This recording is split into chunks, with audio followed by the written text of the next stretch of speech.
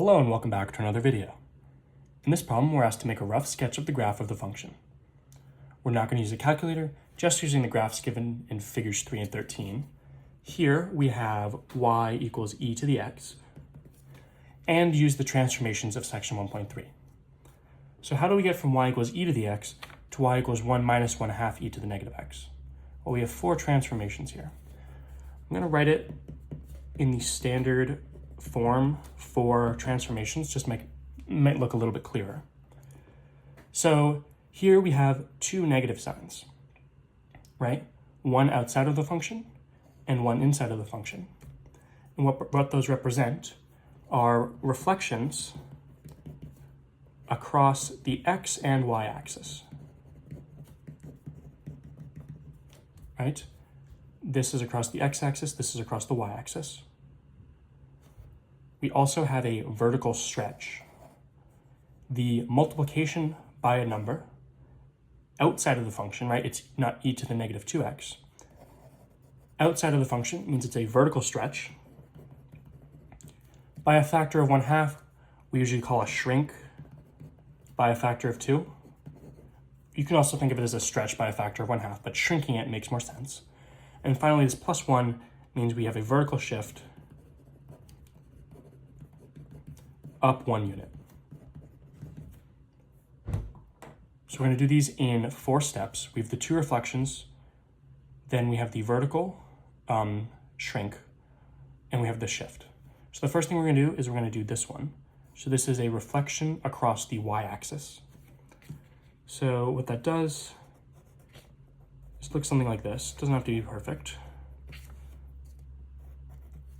Just reflecting across the y-axis. Then we can do moving outwards, multiplying by 1/2. So vertically shrinking rather, by a factor of 2 means all of the y values of these points is reduced by 1/2. So towards the 0 values that are of the very positive x values, nothing's really changing. They're both very close to 0. Instead of 0, 1, we hit 0, 1/2.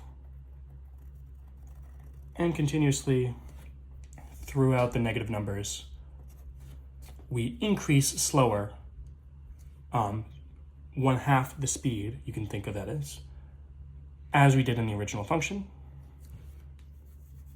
Then we have to reflect across the other axis, the x-axis. So I will be erasing these intermediate functions as we go so it doesn't get too complicated. Only keeping the original and the most recent one. So that keeps going. Reflecting across the x-axis, it's going to look something like this.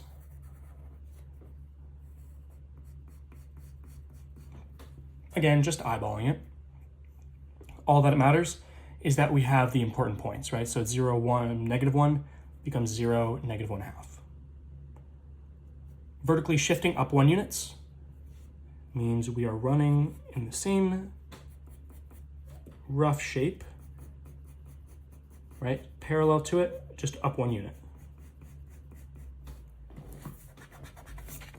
So instead of approaching 0, we're approaching 1. Instead of going through 0, -1/2, we're going through 0, 1/2. And the going to infinity, negative infinity, stays the same. So we now have our final function.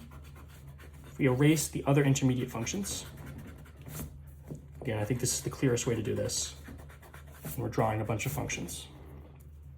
We have, I'll draw it in pen now, our function 1 minus 1/2 e to the negative x.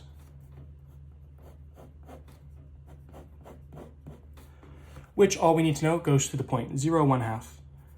As x goes to negative infinity, the function goes to negative infinity, and as x goes to positive infinity, the function approaches 1.